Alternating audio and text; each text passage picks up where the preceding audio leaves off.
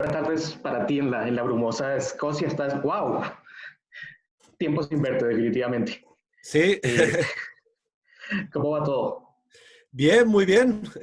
Pues aquí estamos, nada, encantado de estar aquí con vosotros. Me alegra mucho. Miguel, una pregunta antes de hacer la presentación y de comenzar. ¿Hay algún problema con que grabemos la charla y la retransmitamos por Facebook y por las redes del coloquio? Ningún Eh, problema. Listo, perfecto. Es que hay personas que no pueden ingresar por acá, simplemente pueden verlo por Facebook o lo pueden ver después. Entonces, eh, nuevamente, muy buenos días a todas y todos. A nombre de las instituciones organizadoras y del comité organizador del tercer coloquio de estudios de las ciencias y las tecnologías, en primer lugar quiero agradecerles por estar acá y les doy la bienvenida a la primera conferencia central del día y a la segunda conferencia internacional de esta semana. Para mí es un placer presentar a Miguel García Sancho, profesor de la Universidad de Edimburgo. Y algo interesante que yo no sabía de la biografía de Miguel, que me enteré ahorita buscando cositas para presentarlo, es que Miguel es periodista de formación. Y eso, digamos, creo que habla muy bien de sus cualidades para presentar, que espero que todos podamos notar hoy. Y de ahí hizo el tránsito entonces a los estudios sociales de la ciencia y la tecnología y específicamente a la historia de la ciencia. Miguel ha trabajado en la Universidad de Manchester y en el Consejo Superior de Investigaciones Científicas de España y actualmente es profesor de la Universidad de Edimburgo, como ya mencioné, en el Departamento de Ciencia, Tecnología e Innovación. Los intereses de Miguel García Sancho se han centrado principalmente en la historia de la ciencia reciente, específicamente en la secuenciación y mapeo del ADN, las interacciones entre biomedicina y computación, bioinformática, las relaciones entre biología y agricultura, así como el estudio de la organización a gran escala de iniciativas biomédicas. Entonces, básicamente lo que vamos a hacer es, Miguel, una presentación de aproximadamente 40 minutos y luego tenemos, creo que 20 minutos y si le podemos robar un poquitico más de tiempo a Miguel, tal vez un poquitico más de tiempo ahí. Entonces, sin más preámbulos, le cedo la palabra a Miguel García Sancho con su presentación Secuenciación, Bibliometría e Historia, una visión desde abajo del desarrollo de la genómica humana. Miguel, muchísimas gracias por estar acá y te cedo la palabra. Muy bien, Javier. Muchas gracias por la presentación. Encantado de verte. Como ves, bueno, tú te has crecido pelo en la cara, yo me lo he crecido en la cabeza, como, como decías. No sé si se ve, ¿podéis ver ahora mismo el PowerPoint? Sí, lo estamos viendo, todavía está minimizado. Si lo Sí, puedes minimizar. a ver. Ahora lo veis entero Ya, ahora sí, ya está y maximizado. ahora está cambiando, ¿verdad? Sí, perfecto, sí. Vale, están cambiando las diapositivas. Vale, perfecto. Pues bueno, como decía, muchas gracias, Javier, por la presentación. Muchas gracias por invitarme a este encuentro y bueno, estoy encantado de estar con vosotros y de compartir mi trabajo con vosotros, aunque sea pues de manera virtual, a través de Zoom. También pido disculpas por la escena doméstica de toda la ropa tendida detrás de mí. Son las maravillas de trabajar desde casa cuando se vive en un sitio pequeño. Y bueno, básicamente lo que quería compartir hoy con vosotros es los resultados de un proyecto de investigación financiado por el European Research Council, el Consejo Europeo de Investigación, en el que he estado trabajando los últimos ya 4 años en la Universidad de Edimburgo. Y básicamente lo que el proyecto trata de hacer es abordar la historia de la genómica a través de los trabajos de cartografiado y secuenciación del ADN de tres organismos diferentes. El cerdo doméstico, la levadura y el ADN humano. Realmente lo que el proyecto busca es visibilizar formas de concebir y de organizar la genómica y la secuenciación de ADN que son distintas a aquellas pues, que se conocen más en la literatura científica, la literatura histórica o de estudios sociales de la ciencia, y que están centradas en torno al proyecto Genoma Humano. Y también queremos mostrar cómo esas formas diferentes de concebir y organizar la genómica resultaron en estrategias también diferentes para gestionar el valor de las secuencias de ADN como recurso con aplicaciones bastante prometedoras, ya sea para la medicina, en el caso del genoma humano, la industria de la fermentación, en el caso de la levadura o la agricultura, en el caso pues, de la genómica animal o la genómica del cerdo, en la que trabajamos más específicamente. ¿Y por qué esto?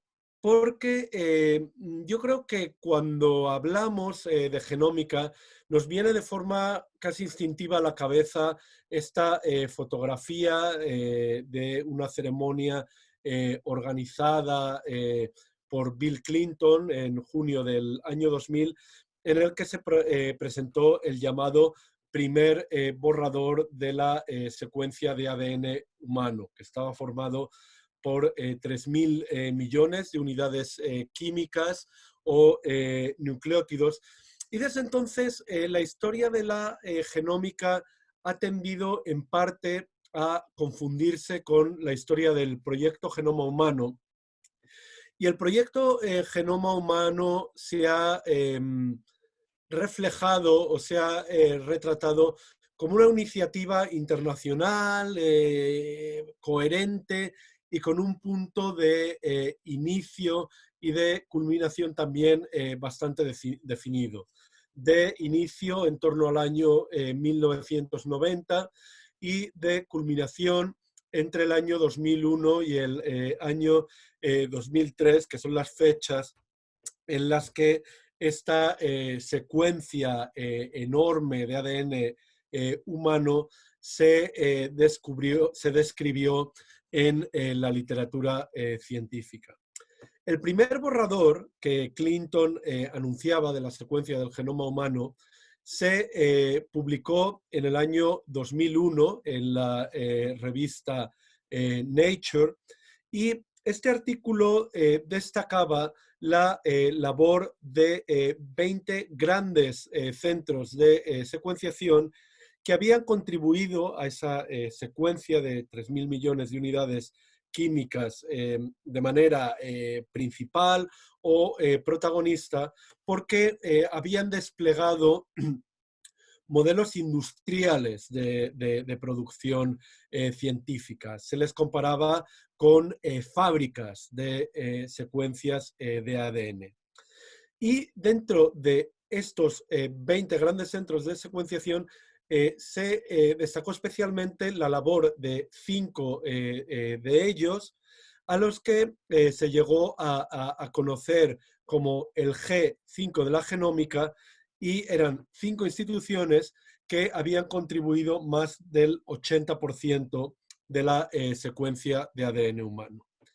Y por ello, los líderes de estos 5 grandes centros de secuenciación se identificaron con los representantes del llamado consorcio público del proyecto Genoma Humano, por haber estado financiados fundamentalmente por organismos estatales, como los Institutos Nacionales de Salud en Estados Unidos, también entidades no gubernamentales, como la Fundación Wellcome Trust en el Reino Unido, y también porque habían buscado el que esa secuencia de ADN humano estuviera disponible en el dominio público, en bases de datos de acceso abierto, y en esto, digamos que compitieron con Craig Venter, que es la persona que está como en verde,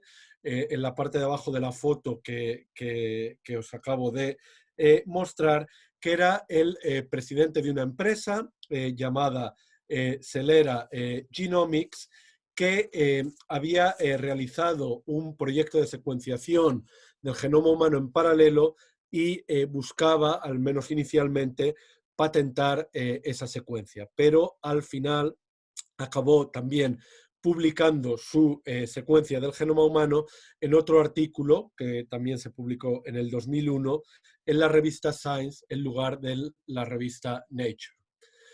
Aquí un poco la historia, por así decirlo, oficial del proyecto Genoma Humano, pero como decía, esta historia, o bien recrearla, reproducirla, o bien incluso oponerse a ella, ha centrado gran parte de la literatura histórica y sociológica en torno a la genómica. Por poneros algunos ejemplos, en un libro que publicó muy recientemente Stephen Hill Garner, Reordering Life, él identificó lo que él llama una vanguardia de la genómica que estaba formada por esos líderes de las instituciones, de estos grandes centros de secuenciación y que habrían promovido un modelo de producción científica, el modelo de los grandes centros de secuenciación, en el que la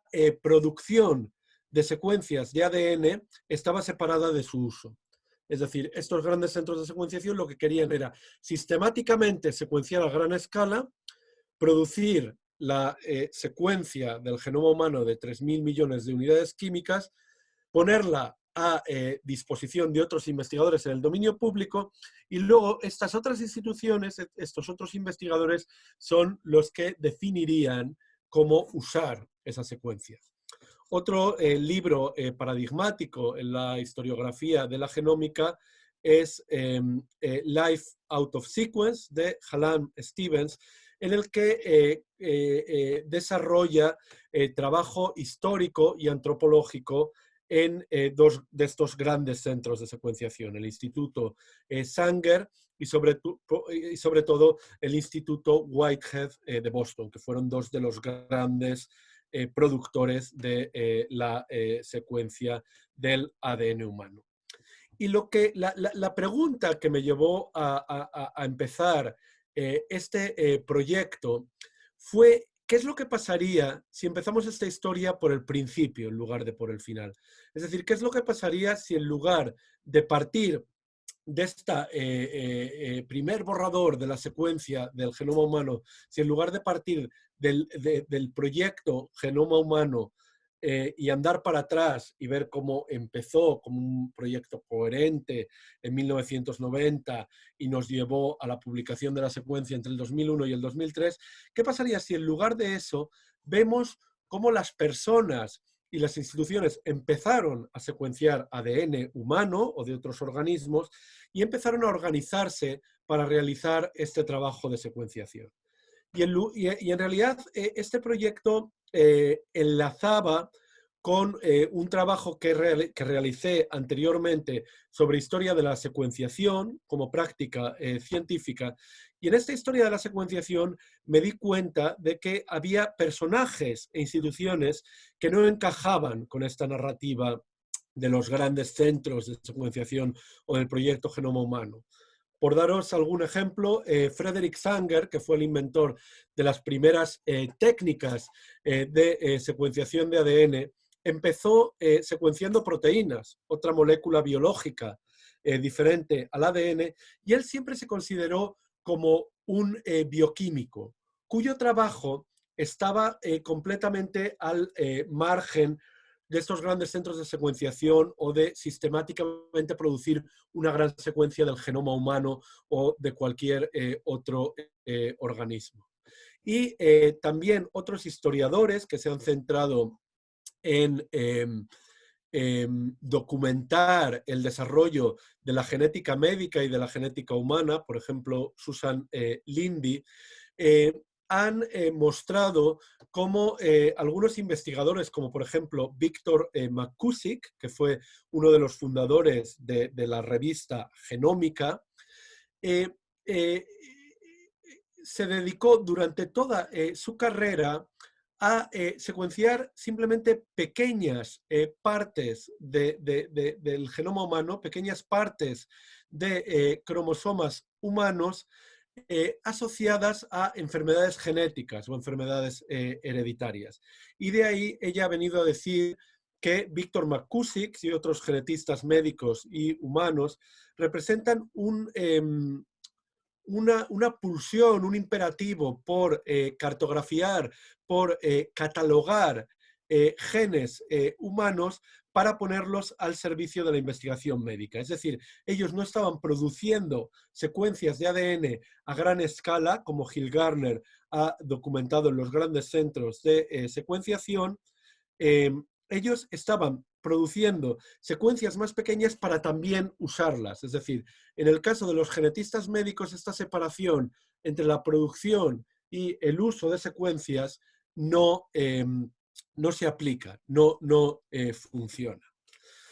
Por lo tanto, este proyecto lo que quería era desarrollar estas genealogías diferentes de la genómica y de la genómica humana, pero más que elegir otros estudios de caso diferentes a los grandes centros de secuenciación, al proyecto Genoma Humano, en lugar de crear, por así decirlo, otro centro de la periferia, en lugar de centrarme en otra institución o en otro investigador diferente a Sanger o diferente a McCusick, lo que quería hacer era desarrollar herramientas que me permitieran tener una visión a vista de pájaro de la práctica de secuenciar ADN y luego a partir de ahí ver cómo Sanger, cómo McCusick, cómo el Proyecto Genoma Humano, como el Instituto Sanger o cualquier otro centro de secuenciación,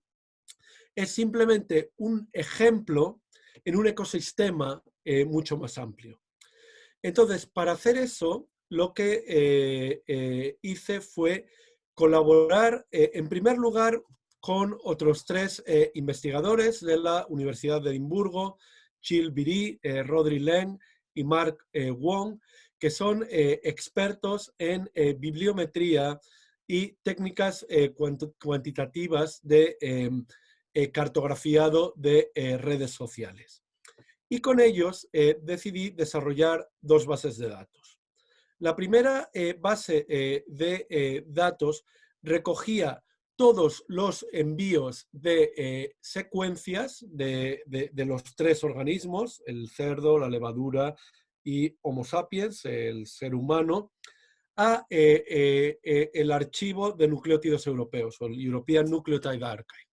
El European Nucleotide Archive es una de estas bases de acceso abierto a la que todas las instituciones financiadas públicamente decidieron enviar todas las secuencias de ADN que determinaban. Y estas instituciones públicas y también las revistas en las que querían publicar las secuencias, más y más obligaron a estas instituciones a enviar sus secuencias a esta base de datos. Y muy importante también, esta base de datos europea, a partir de mediados finales de los 80, sincronizó sus entradas con otras bases de datos centrales de secuencias de ADN en Estados Unidos, el GenBank, y en Japón. Con lo cual, el usuario, al menos en principio, accedería a la misma información independientemente de la base de datos que busque. Es decir, aunque nosotros elegimos buscar la europea, por esta sincronización de entradas, deberíamos poder ver todas las secuencias que se han enviado a todas las bases de datos. En el caso de secuencias de ADN humano, porque lo que os estoy contando es sobre todo la vertiente de la genómica humana de nuestro proyecto, elegimos el intervalo de secuencias enviadas entre 1985 y 2005 y encontramos más de 10 millones de secuencias de ADN humano. Y la otra base de datos recogía las primeras publicaciones en las que estas secuencias se describieron en la literatura científica. Y en el caso del ADN humano, aquí no estoy hablando ni del de la levadura ni del cerdo, porque entonces la charla sería mucho más larga, encontramos casi 30.000 publicaciones. ¿Por qué? Porque muchas de las secuencias no se publicaron. Y también, sobre todo al final del intervalo, a partir de los años 90. Y también porque a partir de los años 90 hubo muchas publicaciones que describían miles o millones de secuencias. Entonces, a partir de estas dos bases de datos, amplié el equipo y con ayuda de otros investigadores que son expertos en análisis de la colaboración científica, análisis de redes de innovación, expertos también en genética animal, en el caso del genoma del cerdo, en microbiología, en el caso del genoma de la levadura.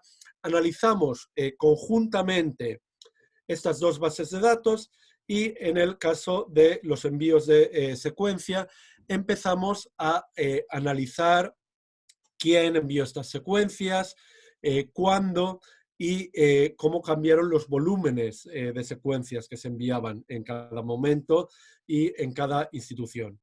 Y en el caso de los artículos, empezamos a diseñar una serie de redes de coautoría para ver cómo estas instituciones, y elegimos la institución como unidad de análisis, porque si no, las redes habrían sido demasiado grandes, cómo estas instituciones visualizar, cómo estas instituciones colaboraban en la descripción de estas secuencias. Y es también bastante relevante que desarrollamos, por así decirlo, un proceso iterativo en el que estábamos continuamente cambiando del análisis visual y cuantitativo al cualitativo y también combinábamos el análisis cuantitativo y visual de estas bases de datos con otras herramientas, digamos, más tradicionales de la investigación histórica, como son las historias orales, las entrevistas con científicos o el trabajo en archivo. Como decía, me voy ahora a centrar exclusivamente en el análisis de secuencias de ADN humano. Y lo primero que hay que decir es que los datos sobre envíos de secuencias arrojaron pocas sorpresas, al menos de una manera cuantitativa. ¿Por qué? Porque si veis, 4 de las 5 instituciones que enviaron el mayor volumen de secuencias, el mayor número de nucleótidos de unidades químicas de los 3.000 millones que conforman el genoma humano, formaban parte de lo que hemos llamado el G5 de la genómica, los grandes centros de secuenciación que en la publicación de Nature del 2001 se reflejaron como los que habían contribuido más a la secuencia del ADN humano.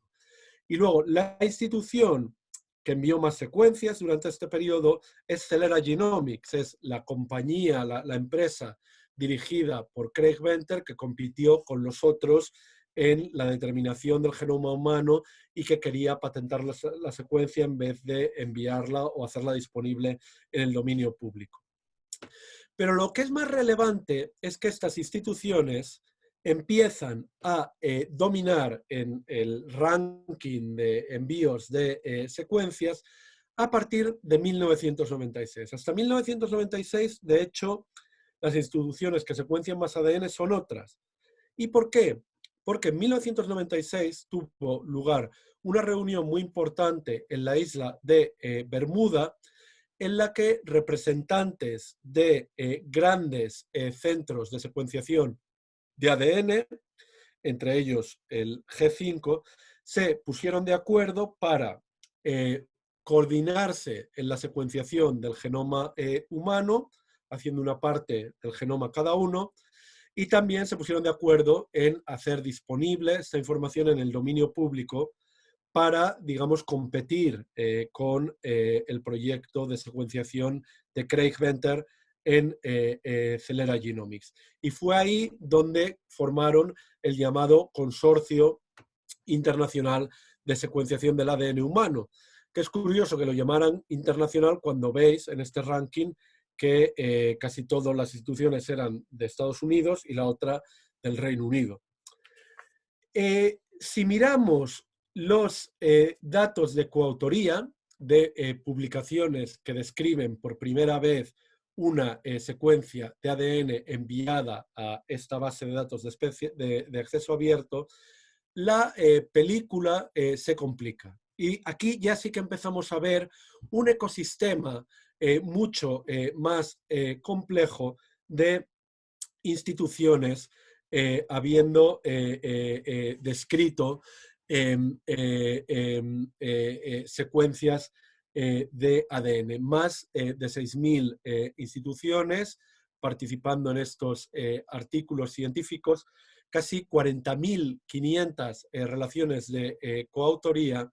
Y lo que es más interesante es que si vemos las instituciones que desarrollaron más relaciones de coautoría y por lo tanto ocupan posiciones más centrales dentro de esta red, no coinciden con las instituciones que enviaron más ADN a las bases de datos.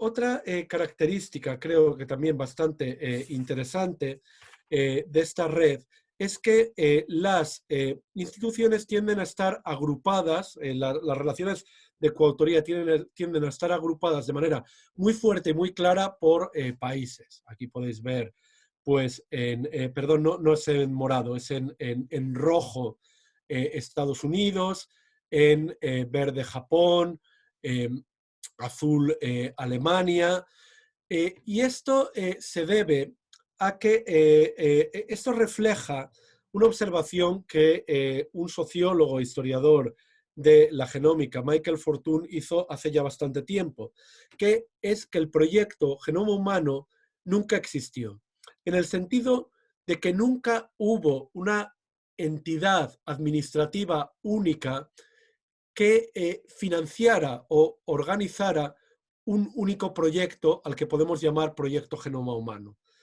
Esa línea de desarrollo histórica que os enseñé en una diapositiva antes, que empezaba en 1990 y acababa en 2003, nunca existió como tal.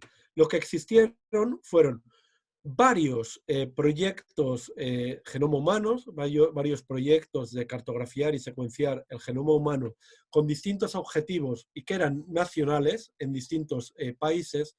Y lo que entendemos como el proyecto Genoma Humano hoy es el resultado de partes de estos proyectos que convergieron en la publicación de Nature de 2001, mientras que otras partes de estos proyectos cayeron en el olvido.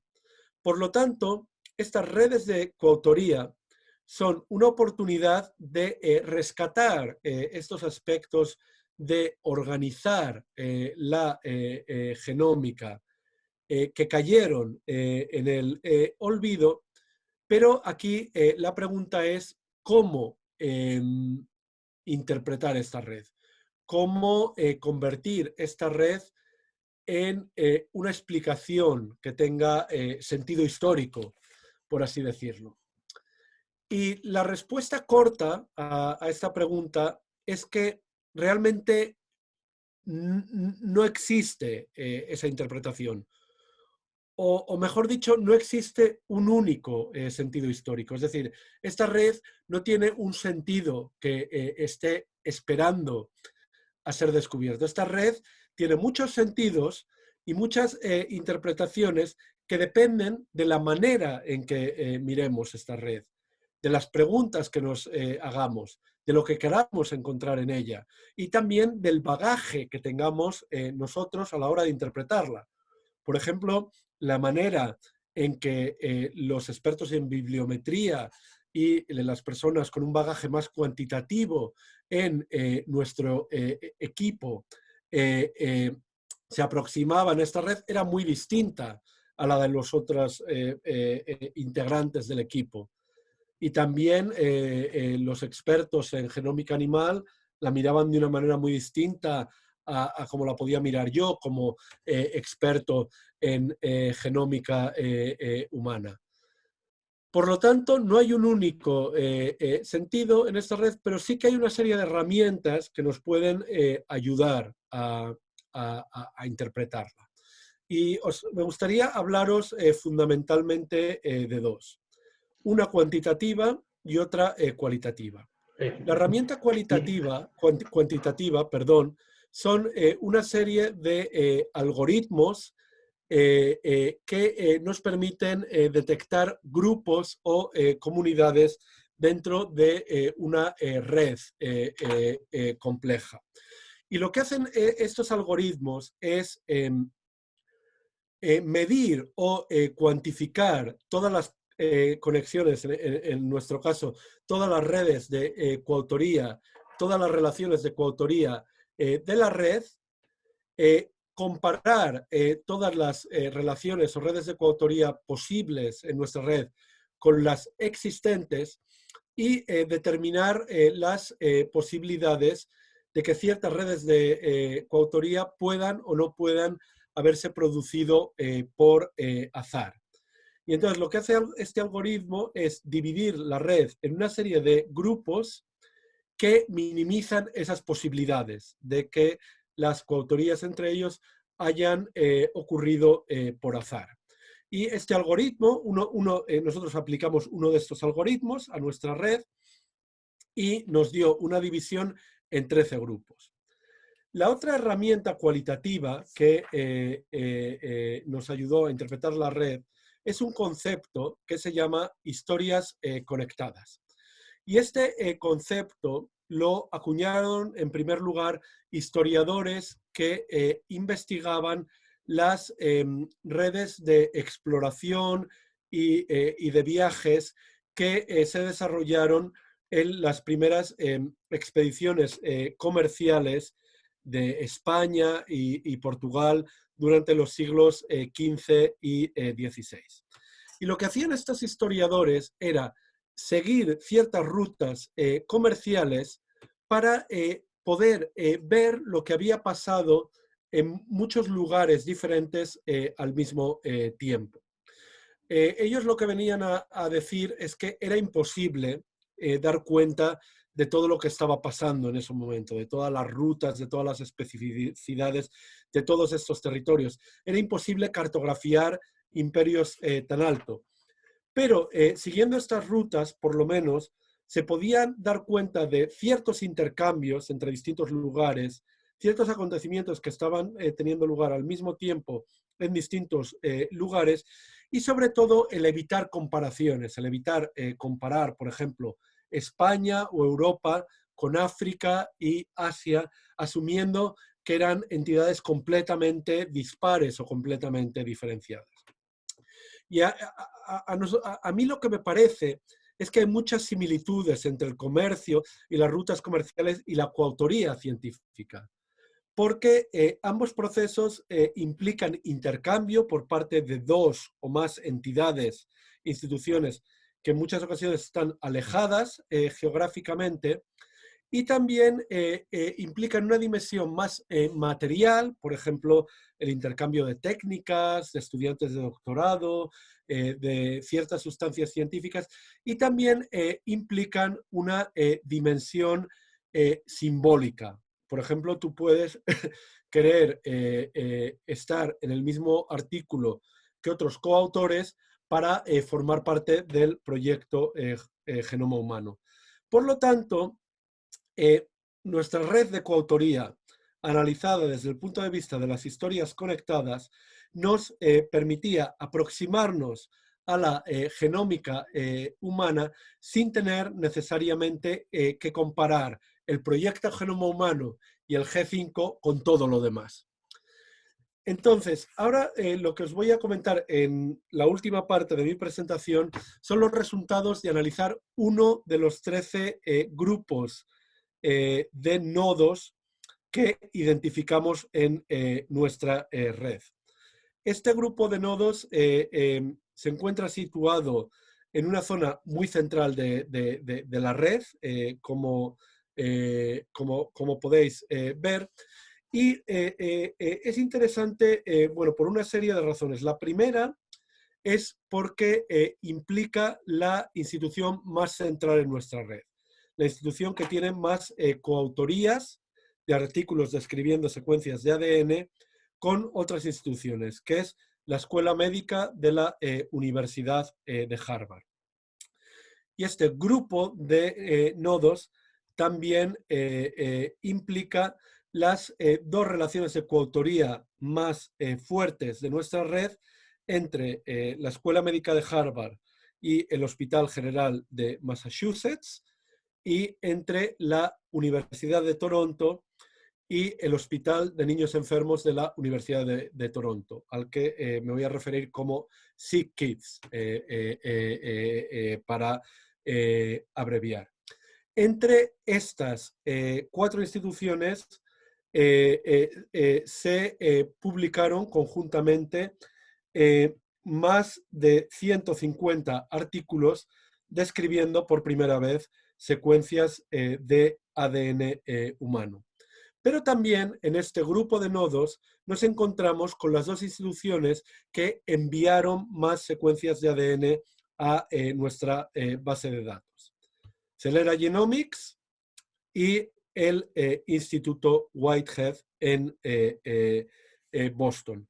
Por lo tanto, creo que este grupo de nodos, este clúster, tiene el potencial de desarrollar una historia que conecte la actividad de las instituciones que enviaron grandes cantidades de secuencias de ADN a la base de datos con las instituciones que publicaron o que desarrollaron más coautorías describiendo secuencias de ADN en la literatura científica.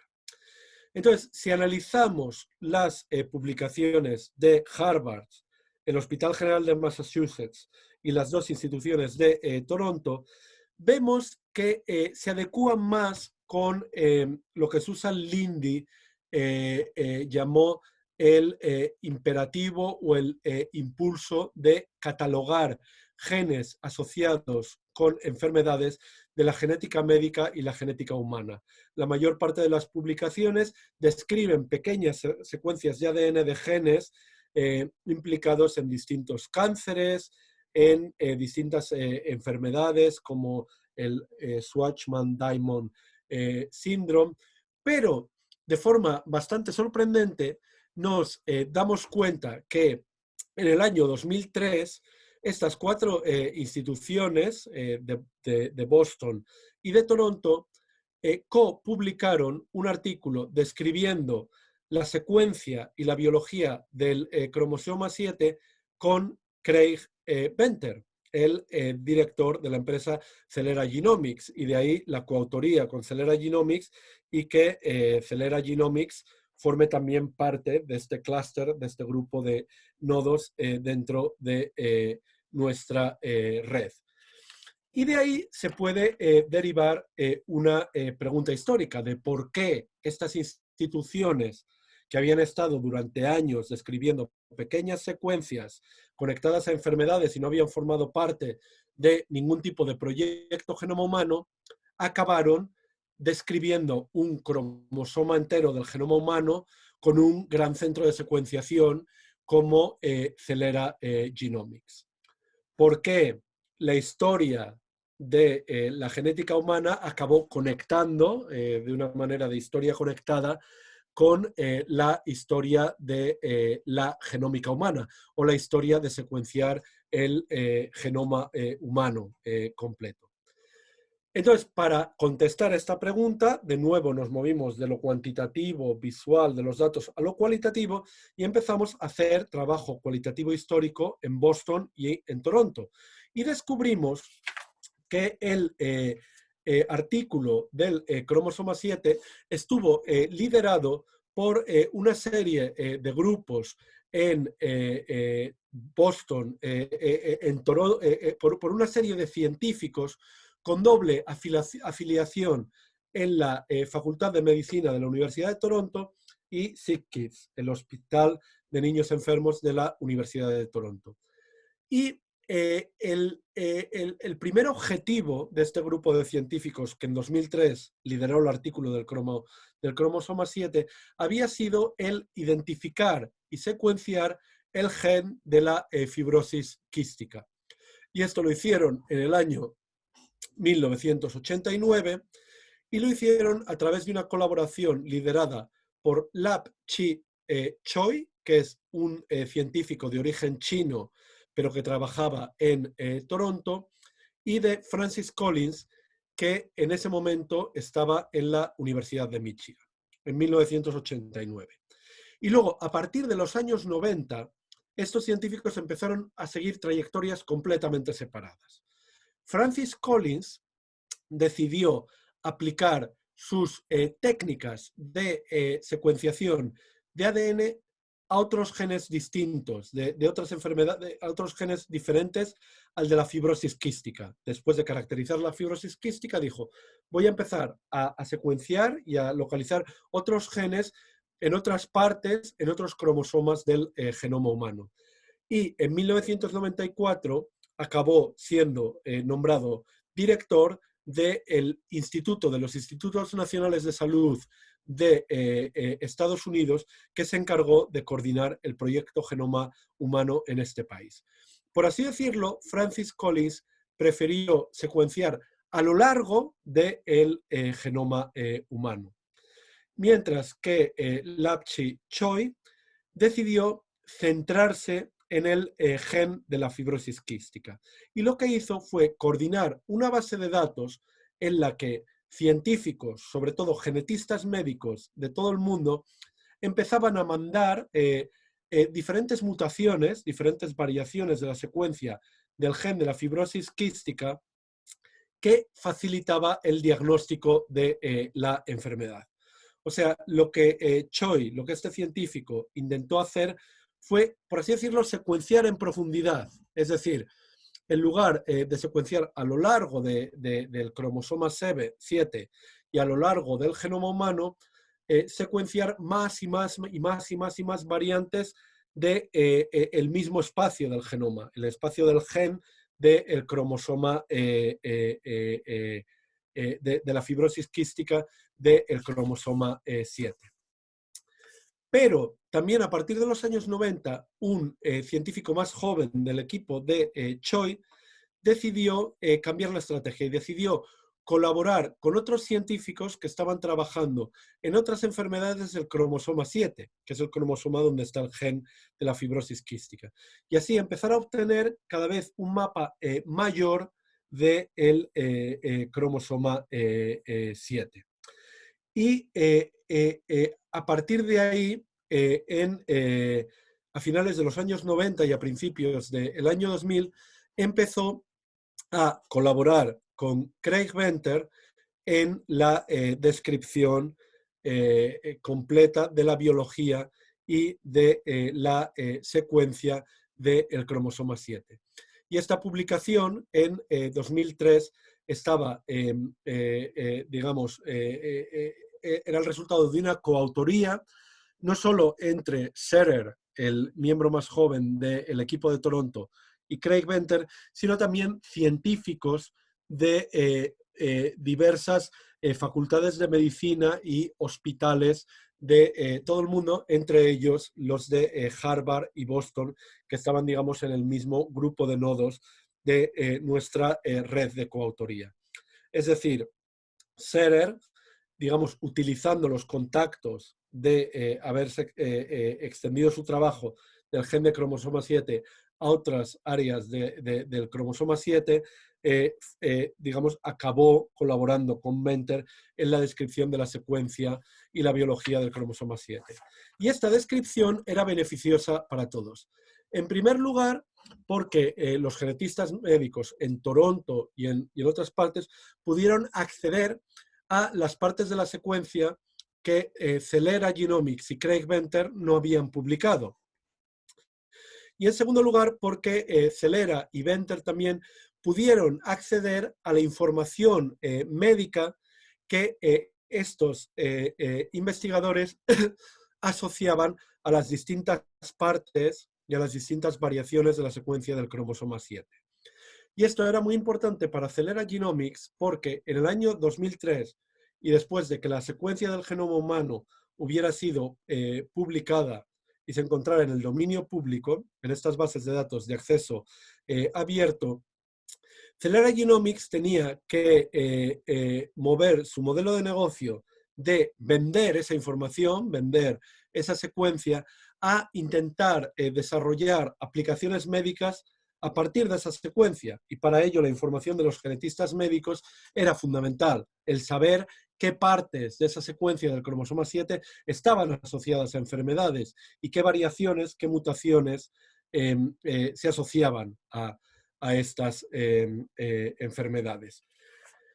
Por lo tanto, y para concluir, creo que esta historia del cromosoma 7 y el gen de la fibrosis quística nos demuestra cómo, a partir de la interpretación de esta red de coautoría, podemos ir más allá del proyecto, podemos escribir una historia de la genómica que vaya más allá del proyecto Genoma Humano y los grandes centros de secuenciación, y que también conecte el proyecto Genoma Humano y los grandes centros de secuenciación con otras prácticas de secuenciación por parte de otras instituciones y por parte de otros científicos.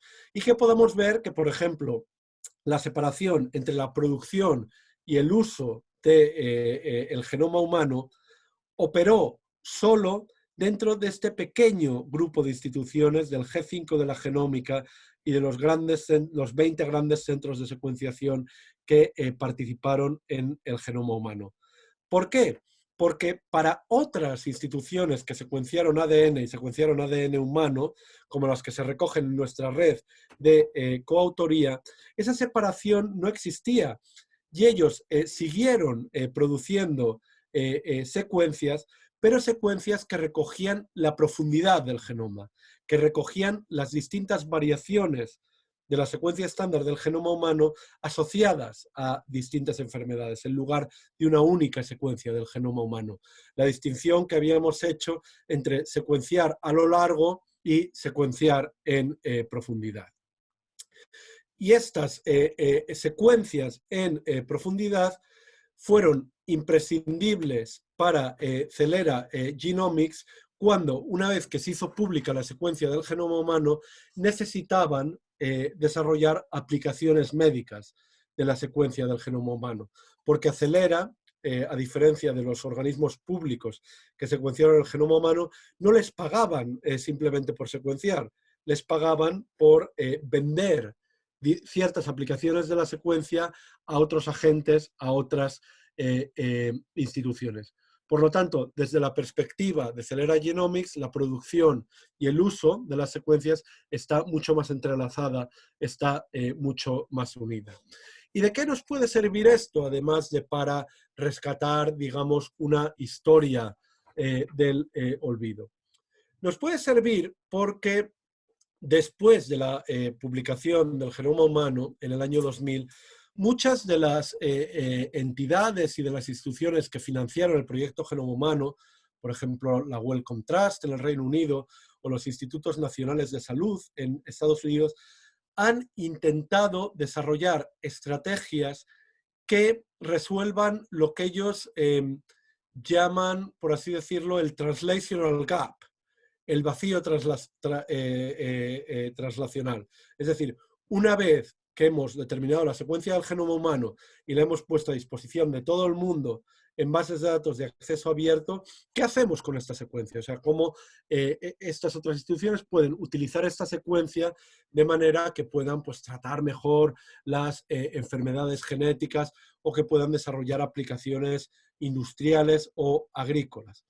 Y creo que esta historia y este punto de vista diferente de abordar la historia de la genómica nos puede enseñar que ese vacío translacional solo existe desde el punto de vista de los grandes centros de secuenciación que estaban convencidos de que lo que tenían que hacer es producir toda la secuencia del genoma humano, ponerla a disposición de otras instituciones y que después esas otras instituciones usaran y buscaran aplicaciones de esa secuencia. O sea, solo existe un hueco o un vacío cuando haces esa separación y cuando te crees que la historia de la genómica humana es simplemente eso, producción de un único genoma humano y después uso.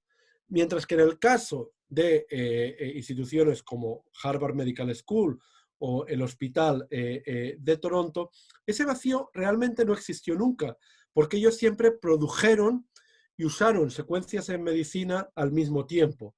Por lo tanto, estas políticas para, digamos que fomentar la aplicación y el uso de la secuencia, no, puede que no tengan simplemente que abordar qué es lo que tenemos que hacer con una única secuencia, que es la secuencia que nosotros hemos determinado, sino también el intentar no olvidarse que dentro de estas bases de datos hay otras muchas secuencias en profundidad, en lugar de a lo largo, que ya han sido aplicadas a otros problemas médicos y que pueden servirnos de inspiración para, digamos, saber lo que hacer con las otras secuencias. Y eso es todo por mi parte. Pues simplemente agradeceros el darme esta oportunidad y estaré encantado de contestar a vuestras preguntas. Y si os interesa aprender más del proyecto, pues ahí tenéis la página web donde podéis encontrar mucha más información. Muchas gracias. Bueno, muchísimas gracias, Miguel, por esa tan interesante charla. Ya está habilitado el chat para preguntas. Si alguien se anima, también podemos hacer la pregunta con el micrófono abierto, solo que nos cuenten por acá o que se anime simplemente a levantar la mano y hacer la pregunta. Entonces yo simplemente quería como iniciar antes de que el público se anime a hacer el grupo de preguntas. A mí particularmente me llama mucho la atención. En principio, porque tú dices, estamos hablando de historia y estamos hablando de historia de la ciencia, y cuando hablamos de historia de la ciencia uno usualmente piensa en siglo XIX, Pasteur o comienzos del siglo XX, como todos estos personajes. Y me pregunto sobre los retos de hacer historia con una historia que se está moviendo todavía, ¿no? Que en cierta medida todavía está ahí viva esta última diapositiva que nos muestras, habla del 2020. Entonces, digamos, ¿cómo podemos producir evidencia sobre esto si todavía estamos ahí como moviéndonos? ¿En qué sentido es historia o en qué sentido podríamos decir más que sociología o estudios sociales de la ciencia y la tecnología? Sí, es buena pregunta. Yo creo que en mi caso, una de las cosas que me atraía de este proyecto era en parte poder combinar esas técnicas, digamos, más tradicionales de historia de la ciencia, como el trabajo en archivos, que de alguna manera implica trabajar con el pasado, porque digamos que los papeles, cuando van a un archivo, es normalmente o porque un científico se ha jubilado, o porque se ha muerto, o porque considera pues, que esos materiales ya no necesita trabajar con ellos, porque forman parte del pasado de su carrera. Digamos, combinar esas técnicas que tratan con el pasado con otras técnicas, digamos, de investigación social más cuantitativas o visuales que realmente lo que nos permiten es cartografiar procesos, es decir, cartografiar procesos que en parte también enlazan con el pasado, pero que llegan también, por así decirlo, a tocar el presente. Y lo que quería era el que a lo mejor nuestra, nuestros saberes o técnicas de investigación histórica pudieran aplicarse a el análisis, digamos, de esas redes sociales cuantitativas, pero también que esas redes sociales cuantitativas nos permitieran aproximarnos de una manera diferente a los materiales de investigación histórica. Y la verdad es que creo que ese intercambio y esa interpretación por parte de los dos lados ha sido muy fructífera, porque, por ejemplo, por ponerte el ejemplo de la red de coautoría.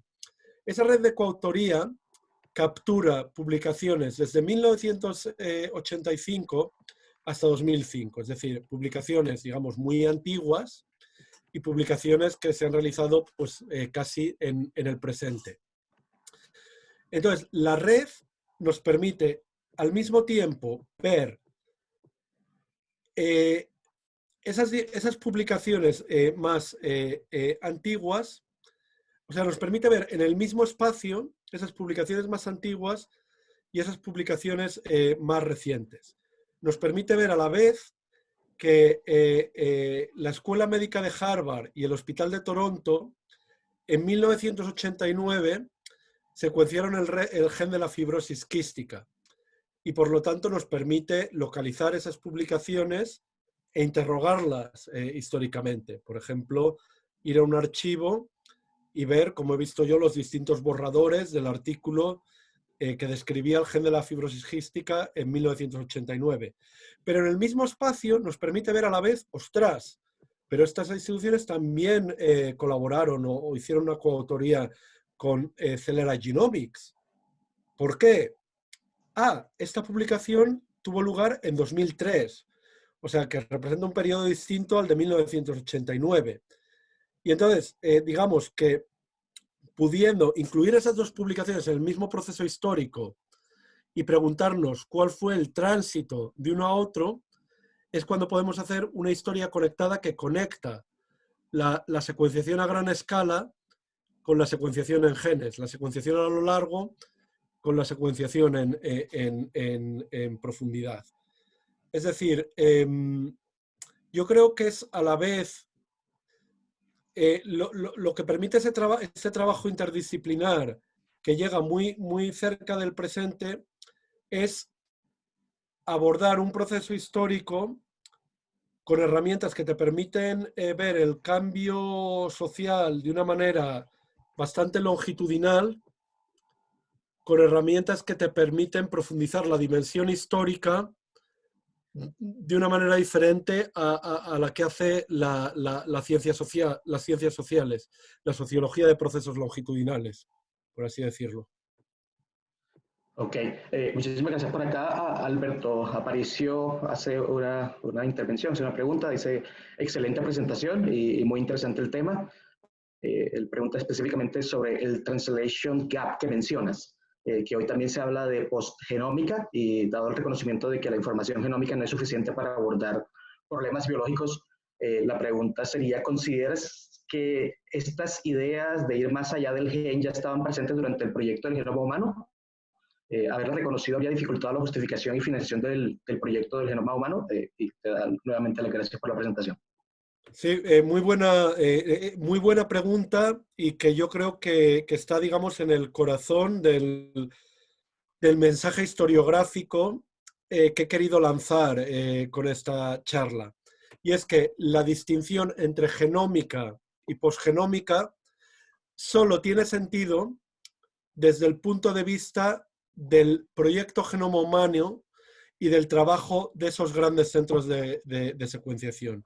O sea, solo podemos hablar de genómica y posgenómica cuando identificamos la genómica como la producción de la secuencia de referencia del genoma humano, o sea, la producción de la secuencia que se publicó entre 2001 y el 2003, que digamos que era una única secuencia del genoma humano, y la posgenómica como el intentar, después de esa publicación, buscar aplicaciones médicas de esa secuencia y, como dices tú, Alberto, intentando ir más allá de la secuencia, diciendo, bueno, vamos a ver a partir de esa secuencia dónde están los genes o esa secuencia, qué partes de la secuencia corresponden con cada cromosoma humano y en qué parte del cromosoma humano está cada parte de la secuencia, qué partes de la secuencia son una punta del cromosoma, qué partes de la secuencia están en el centro del cromosoma, qué partes están en la otra punta, etc. Vamos a lo mejor, dentro de la posgenómica, a enlazar esa secuencia de referencia del genoma humano con otras secuencias, otras variaciones que están asociadas a enfermedades genéticas. Pero lo que ocurre es que fuera del paraguas del proyecto Genoma Humano y fuera de esos grandes centros de secuenciación, ya había otras instituciones que durante el proyecto Genoma Humano estaban, por así decirlo, haciendo lo que se ha llamado después posgenómica. Es decir, había prácticas que eran iguales a las que se hicieron después de la publicación del genoma humano, pero sin que el genoma humano se hubiera publicado. Y de hecho, lo que dices tú, que habría sido difícil justificar y financiar el proyecto Genoma Humano. Estos genetistas médicos, lo que decían en los años 80 y en los 90, cuando se estaba financiando el proyecto Genoma Humano, es que era muchísimo más barato financiar redes de genetistas humanos que estuvieran trabajando en varios genes, en varias partes de la secuencia, con la condición de que compartieran su información y que entonces eso se pusiera en una base de datos y que eso poco a poco fuera derivando en una secuencia que englobaba todo el genoma humano. ¿Y por qué? Porque de esa manera, digamos que se podría tener no solo la secuencia, sino también esa información médica, esa secuenciación en profundidad de la que estaba hablando, que nos habla no solo de una secuencia que engloba todo el genoma humano, sino varias secuencias que son variaciones asociadas a una enfermedad. También información sobre la posición de esa secuencia dentro del cromosoma. O sea, qué partes de la secuencia están en el centro del cromosoma, qué partes en un lado, qué partes de otro. Por lo tanto, digamos que el buscar el translational gap es un vacío, un hueco que tiene más que ver con el no recordar o reconocer esos otros esfuerzos, más que decir que no han existido y que se tienen que hacer después de que la secuencia se haya publicado. O sea, es un ejercicio más casi de historia, por así decirlo, de poner en conocimiento esos otros esfuerzos por parte de otras comunidades en la comunidad que habla del Translational Gap. Y de hecho, dentro de nuestro propio proyecto, también nos hemos dado cuenta ahora que el derivar estas redes de coautoría simplemente de los envíos de secuencia nos limita también mucho las instituciones y las publicaciones que podemos encontrar. Y de hecho nosotros, por ejemplo, ahora estamos intentando desarrollar lo que se llaman ontologías para enlazar nuestra base de datos de secuencias con otras bases de datos, por ejemplo, de información sobre variabilidad clínica. Y así poder encontrar otras instituciones que a lo mejor trabajaron, por ejemplo, con Harvard o con Toronto en el gen de la fibrosis quística, pero que porque no participaron en el proyecto del cromosoma 7 no las conocemos. Es decir, nosotros, nuestro proyecto también es un poco como la genómica, nuestra red de coautoría y nuestras bases de datos como el genoma humano, y ahora necesitamos hacer la posgenómica, pero la posgenómica puede ser no nosotros o alguien siguiendo nuestro trabajo desarrollando otros datos, sino también nosotros enterarnos de otros trabajos que han hecho otras personas, a lo mejor no con envíos de secuencias de ADN, sino con otro tipo de datos. Miguel, por acá pregunta Geraldine Castro Mendoza. Primero te da las gracias, ha sido un tema muy interesante. Ella pregunta básicamente, dice que le gustaría saber, teniendo en cuenta que el interés en conocer ciertas partes del genoma ha estado marcado por intereses particulares, que si es posible hacer un rastramiento entre enfermedad investigada y la incidencia de la misma, por ejemplo, en lugares como Estados Unidos. Si para ustedes fue posible ver esas tendencias, por ejemplo, ¿por qué se escoge la fibrosis quística y no otro tipo de enfermedades? Sí, es muy buena pregunta. Por ejemplo, el caso específico de la fibrosis quística es que era una enfermedad muy importante, es una enfermedad que afecta a la gente durante, los primeros síntomas se empiezan a manifestar durante la niñez. y por eso era una enfermedad muy importante para el Hospital de Niños de Toronto. Y de hecho, los hospitales de niños figuran de forma muy prominente dentro de nuestra red de coautoría, porque muchas enfermedades genéticas empiezan a manifestarse durante la niñez. En el caso de la fibrosis quística, no creo que fuera una enfermedad con especial prevalencia en Canadá o en Estados Unidos. Por ejemplo, un estudio familiar creo que afecta a todo el mundo y por ejemplo, la enfermedad de Huntington, que era, digamos, otra enfermedad muy importante en la que trabajaba la Escuela Médica de la Universidad de Harvard, un estudio familiar muy importante que se hizo fue con familias venezolanas, por ejemplo. Pero sí que es verdad que la incidencia en ciertas áreas geográficas o en ciertos grupos étnicos es importante en la enfermedad genética. Y muchas veces en estas redes y en estos consorcios, por ejemplo, en el proyecto Genoma Humano que lideró Celera, existen algunas instituciones israelíes porque había algunas partes de la secuencia del genoma humano en la que eran expertos ciertos grupos de genetistas médicos que habían trabajado en enfermedades, sobre todo en cáncer de mama, que son muy prevalentes entre mujeres judías. Y por lo tanto eran personas, bueno, que tenían acceso a ese ADN y que habían trabajado en ello con financiación del gobierno israelí porque era una enfermedad importante ahí. O sea que sí que existe a lo mejor una geopolítica de la enfermedad genética, pero quizá en el caso de la base de datos en la que hemos trabajado nosotros, eso no se muestra muy bien.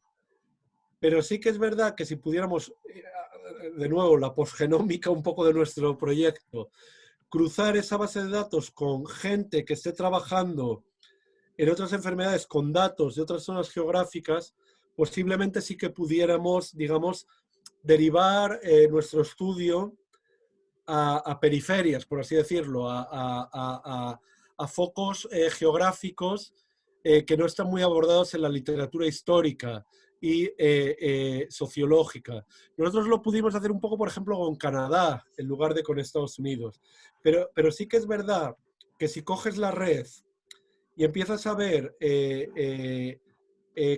grupos, países, digamos, más periféricos, yo creo que sí que podrías parcialmente hacer eso. Pero es lo que decía eso, de que la red tiene muchos sentidos y que depende con el interés que te acerques a ella. Eh, Miguel, nos hemos pasado ya 10 minutos del tiempo que habíamos prometido quitarte. No sé si tengas tiempo para un par de preguntitas más. Sí, yo, vamos, tengo tiempo, o sea que cuando queráis vosotros terminar, pero bueno, también vosotros queréis seguir con vuestro coloquio, o sea que nada, yo encantado de contestar todas las preguntas y vamos, yo no tengo prisa, o sea Pero que... listo, tal vez entonces un par de preguntitas más que tenemos por acá. Roy Morales Pérez también en primer lugar te da las gracias por compartir los resultados de esta investigación y te quiere preguntar que si tiene información sobre la dinámica de la red sociotécnica ensamblada, es decir, la movilidad de los actores y agendas en este periodo de tiempo analizado. ¿Cuándo aparece este grupo de los 5 y si siempre lo constituyen las mismas instituciones? ¿Siempre fueron estos centros, estos 20 centros de secuenciación genómica? Y la otra pregunta sería, yo creo que acá varios estábamos pensando un poco como esto, ¿cómo se ven las relaciones centro-periferia en relación con la ciencia europea en esta investigación? Sí, muy buena pregunta y de nuevo, bueno, nosotros vamos, estamos trabajando ahora en una colección de artículos en las que vamos a analizar estas redes y no solo la humana, sino también la de la levadura y la del cerdo con más detalle y muchas de estas preguntas, por ejemplo, estas dos últimas preguntas las tratamos en esa en esa colección de artículos que esperamos que esté publicada probablemente el año que viene todavía, finales de 2021, principios de 2022. El G5 y los 20 centros de secuenciación. Es muy interesante porque, es decir, si tú analizas la información sobre envíos de secuencias entre 1985 y 2005, el G5 y los 20 grandes centros de secuenciación dominan de forma, pero cuantitativamente, de forma clarísima durante todo el periodo. Pero luego, si, por ejemplo, ves qué instituciones dominaban entre 1985 y 1995, son otras completamente distintas. O sea, estas instituciones empiezan a dominar a partir de 1996, que es cuando en la isla de Bermuda se crea esta colaboración para secuenciar sistemáticamente el genoma humano y publicar la secuencia de referencia que aparece entre 2001 y 2003 en Nature y en Science. Por lo tanto, si tú coges los datos, simplemente con coger los datos hasta 1995, puedes escribir una historia completamente distinta. Pero, por ejemplo, a nosotros nos interesaba más ver las relaciones entre este esfuerzo más sistemático y otros esfuerzos. Por eso cogimos todo el periodo y por eso elegimos, digamos, interrogar el proceso, más que interrogar solo la primera mitad de ese proceso. Y eso enlaza un poco con lo que con lo que contestaba Javier sobre historizar los estudios longitudinales. Y luego, la movilidad de los actores y agendas, sí que, por ejemplo, muchas relaciones de coautoría están motivadas por investigadores que a lo mejor empiezan un artículo en una institución y luego a la hora de publicarlo están en otra institución. Y entonces, por ejemplo, firman con dos direcciones. Y eso, digamos, al capturar los datos, nos aparece una coautoría. Hay muchas personas que nos han dicho, y con mucha razón, bueno, eso en realidad no es una coautoría, porque es solo una persona, o sea, realmente es casi una persona. Y eso pasa también con la doble afiliación, de hecho. Las coautorías entre, por ejemplo, las facultades de medicina y los hospitales es muchas veces un investigador que está afiliado a las dos. Entonces, puedes decir, no, eso no es una coautoría, porque es una persona realmente colaborando consigo misma. Y sí que es verdad, pero por ejemplo nosotros decidimos dejar eso como una coautoría porque puede que no sea una coautoría a nivel individual de un científico, pero es una coautoría a nivel institucional. O sea, esa coautoría nos dice que esa movilidad ha existido.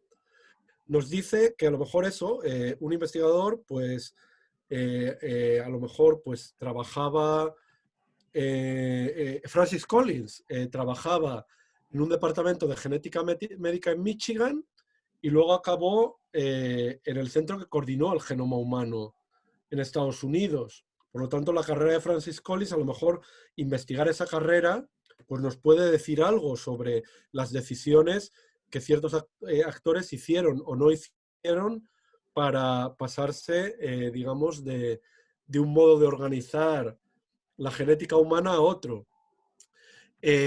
Una doble afiliación nos indica pues, que existe un acuerdo, por así decirlo, entre dos instituciones para a lo mejor explotar el conocimiento de una universidad y aplicarlo a problemas clínicos. Y si no existiera, pues a lo mejor no sería posible publicar los resultados que se han publicado.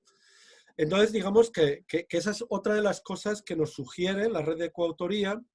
Y luego las relaciones centro-periferia, por supuesto que sí, que se pueden investigar. Y la ciencia europea, por supuesto que sí. Y eso es, por ejemplo, algo que estamos investigando más, a lo mejor en el caso del genoma de la levadura y el genoma del cerdo. Yo lo que os he presentado ahora es lo que va a ser el artículo describiendo los resultados sobre la red de coautoría de secuencias humanas que hemos hecho. Pero, por ejemplo, la red de coautoría de la levadura y del cerdo, que tienen su propio artículo, lo que nos reflejan es lo diferente que fue la manera de organizar la genómica en Europa comparado con Estados Unidos. Y, por ejemplo, eso en el proyecto del genoma de la levadura se ve clarísimamente. La red de coautoría tiene un grupo enorme y muy compacto de instituciones europeas pegadísimas entre sí. ¿Por qué? Porque la Comisión Europea lo que hizo fue distribuir los fondos para secuenciar el genoma de la levadura entre muchos laboratorios de muchos países que publicaban resultados parciales entre sí, y eso se traducía en coautorías. Mientras, en el caso de Estados Unidos, como ellos no tenían la misión de fomentar la colaboración internacional entre muchos países europeos, por el simple hecho de que Estados Unidos es un país y Europa no, lo que hicieron fue financiar dos grandes centros de secuenciación que secuenciaron varios cromosomas de la levadura entre los dos. Mientras que en el caso de Europa, un cromosoma lo secuenciaban 20 o 25 laboratorios. Y o bien no lo publicaron o lo publicaron en un artículo que solo lo firmaban ellos. Y si solo lo firmaban ellos, pues como solo hemos hecho coautorías de instituciones, eso no se traducía en dos nodos con una relación de coautoría en nuestra red. Entonces eso lo podemos ver de manera cualitativa. Y en el cerdo igual. Entonces eso se ve entre Europa y Estados Unidos. En el caso de Latinoamérica, seguro que también, pero os voy a confesar que eso no lo hemos podido ver todavía. Y bueno, de hecho nuestros datos, mira, y os voy a pasar un enlace, están disponibles en acceso abierto aquí. Os voy a mandar, a ver el chat, el enlace. Ahí. Están disponibles en acceso abierto aquí. Aquí os podéis bajar todos los envíos de secuencias, todos los artículos, las redes de coautoría, etc. Entonces, si queréis trabajar con ello, adelante, porque nosotros somos como el consorcio público, nosotros no lo hemos patentado. Y luego, bueno, si queréis colaborar o tal, pues nosotros estaríamos encantados de poder hacer algo juntos y seguir desarrollándolo. Por ejemplo, sabemos que en el caso del genoma del cerdo, después de que se publicó la secuencia de referencia, hubo un montón de investigaciones de distintas especies de cerdos. Por ejemplo, entre ellos el cerdo ibérico en España. Y muchas de esas investigaciones sí que implicaban coautorías y colaboraciones con instituciones de América Latina, con lo cual, por ejemplo, ahí sí que habría un filón, y eso es algo que no lo hemos podido, investigar en detalle. O sea que bueno, tenemos toda una post genómica en nuestro proyecto que hacer y sería genial, ¿no? Poder hacerlo juntos. Bueno, no, Miguel, muchísimas gracias nuevamente por este tema tan interesante. Creo que quedan unos retos bien interesantes. Ese último link que nos acabas de mandar, esa invitación, yo creo que varios miembros de la futura red de estudios sociales de la ciencia y la tecnología lo van a tomar y esperamos estar en comunicación, en contacto contigo. Yo creo que ya no te quitamos más tiempo. Nuevamente agradecerte enormemente por haber participado. Ha sido un tema que nos deja muchas posibilidades de pensar. Yo creo que todo esto último que hablas de la organización de la ciencia es un tema que también hemos venido pensando desde acá y creo que pone unos retos metodológicos. Creo que propones unas metodologías que a veces abandonamos, pero creo que esa explicación de cómo combinas la historicidad con métodos digitales, yo creo que eso también muchos de los presentes en la red están pendientes de todo eso. Entonces, nuevamente, muchas gracias y invitarlos entonces hoy a las 2 de la tarde nuevamente al coloquio. Tendremos la mesa de perspectivas sobre biodiversidad y crisis ambiental a partir de las 2 de la tarde y el sábado nuevamente al lanzamiento de la red. Miguel, muchísimas gracias y espero que estemos en contacto nuevamente Muchas muy pronto. gracias a vosotros y a vosotras. Mucha suerte con el resto del coloquio. Y estáis, nada, todos y todas invitados a Edimburgo cuando queráis, y sobre todo Javier y muchas otras personas que estáis ahí, pues que conozco de Edimburgo y de España. Volved para tomaros un whisky. Bueno, muchísimas gracias. Hasta luego.